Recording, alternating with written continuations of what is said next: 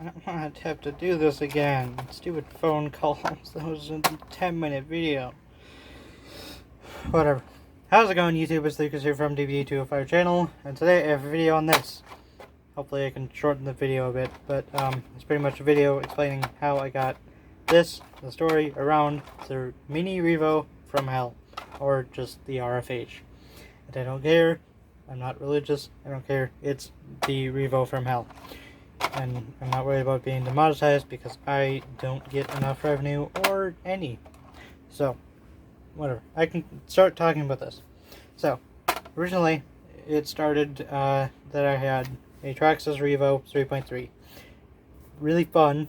I'm sad that I got rid of it, but I sold it, $200, to get pretty much just get a Gen 1 e-Revo, brushed twin motors with the 21 turn Titans. With the EVX2, it was Gen 1, had 7 cells, pretty fun. I originally put 775 motor in there, smaller spur gear, just so it would be faster, with 7 cells. And it was actually pretty good. It was still brushed. It was basically like a Summit going around at, speeds, but it wasn't too impressive. It wasn't the 6S e-Revo that you would think it would be. So yeah, I ended up selling that for $200 with all the upgrades and stuff on it anyway, so it justified itself. But I ended up wanting one of these because I thought I could get basically the same stuff as, like, a Notorious that my brother recently got, and friggin' full-size Revo, just smaller, like literally half the scale. It's amazing. And this actually is close to the one that I had full-size. So yeah, this had popped up on Marketplace, and I bought it for $200. First of all, people listing mini Revos brushed stock for $200 is not cool, because it's, this one isn't stock, but it was when I got it, and it was missing hardware, and its stuff was stripped, and it was in horrible condition because the steering servo was messed up. Whatever. And I ended up buying it and realizing that it wasn't what I thought it was at all, because I thought it would be a perfectly normal mini Revo, except that it wasn't. Whatever. Considering that most brushless mini Revos are $250, buying one for $200 is just not justifiable. This one, as I realized later, happened to have upgrades, or not upgrades, replacements. Whatever. Replacement RPM arms. I don't know if they're any stronger than the originals, but until I actually know about that, I'll not call them upgrades. Not to bash RPM, but just, yeah. Anyway. Happened to realize that it was in horrible condition. It wasn't worth $200 whatsoever. And it probably was to the person who bought it. Me, I guess. Whatever, I thought I could save $50. Turns out, I tried to be that same person and listed up as $200. I forgot to say I got a battery with it, which is nice, even though you do on the $250 variant ones. Whatever. So this, I got a battery with it. I tried to list it up on Marketplace without the battery for $200, because I thought I might as well make the money back on it that I invested. Even if I got somewhat lower, it would still be, I would have a chance at getting, using the money from this to get a new mini Revo that was actually a lot better, even though I could have just kept this. Now, pretty much most of the story involves me being stupid and other people being stupid, and a lot of stupidity. Turns out that's how the world works. Anyway, so someone actually fell for it. Paying for it, showed up, thought he was going to pay the full price. I kind of guessed that he wouldn't, but, immediately showed up being like, yeah, new mini Revos are $250. Like, as soon as they walked out of the car, and it was like $150. And I was like, fine, whatever. Just as long as I don't have to look at this thing, because I don't want to grovel in my stupidity. Although I am now, so I can't do anything about it. Until someone calls me and interrupts me.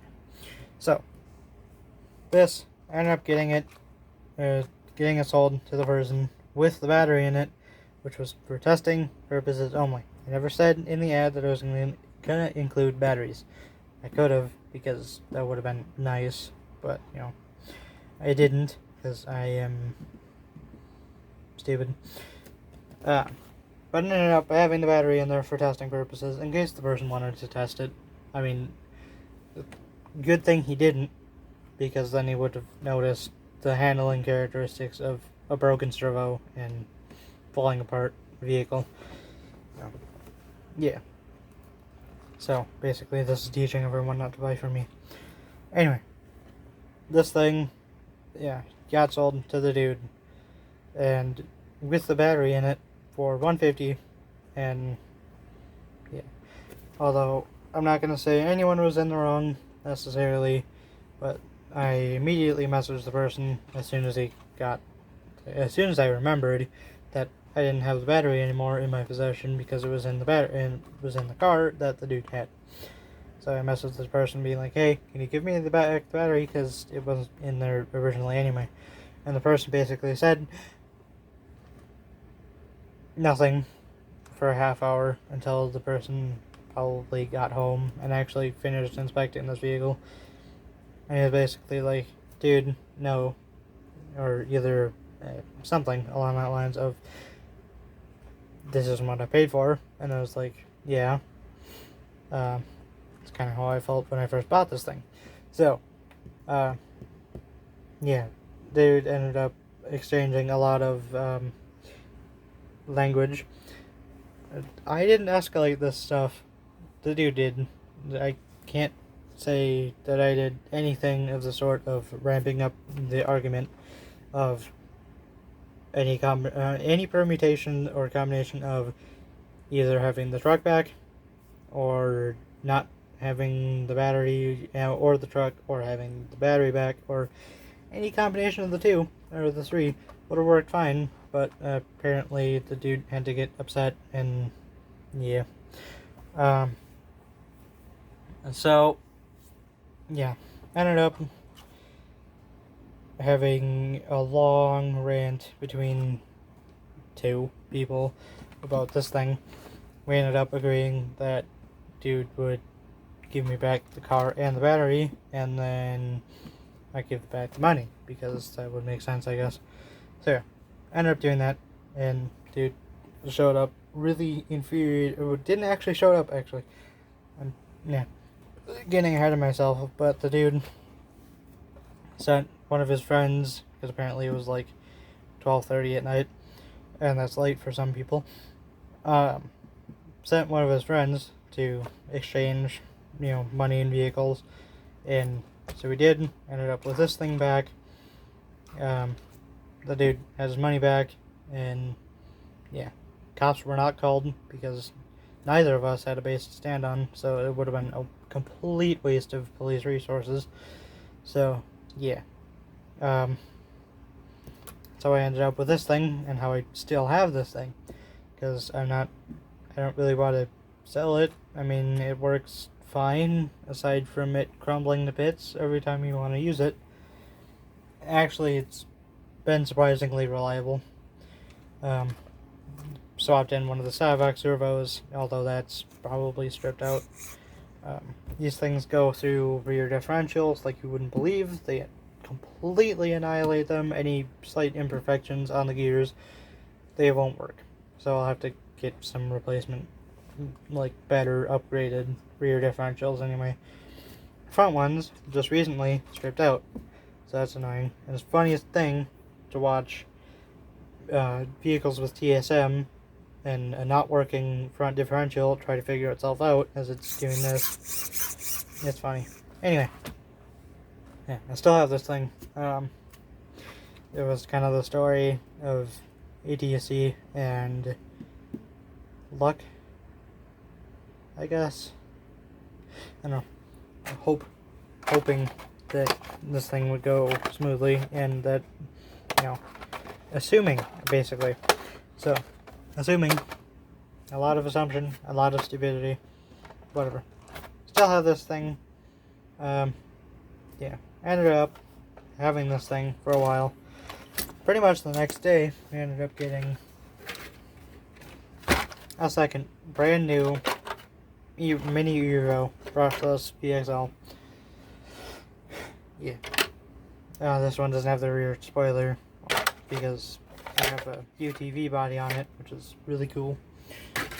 Ended up getting this, and it works about the same. I mean, slightly annoying because the differentials are about as weak as the used ones. Differential, I think, is stripping. Yeah.